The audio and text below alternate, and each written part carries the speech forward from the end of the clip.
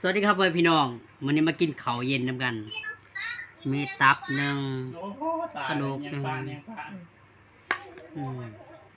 มาลุยกันโอ้กินเพื่ออยู่บ่ได้อยู่เพื่อกินพี่น้องเอ้ยมาหาเงินตั้งใจหาเงินอืม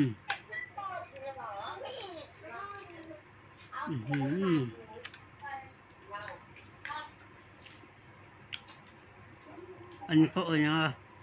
อันนี้ก็นะกรอบ่ได้ทั่วใดสิบอกอ้าวกรออะไรนี่กรออ้าวก้อนเลือดเข้าปาก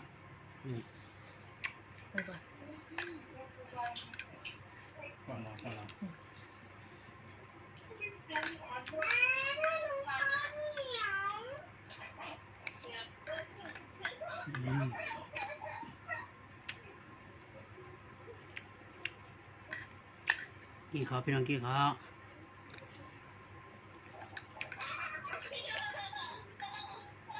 กระเพาะ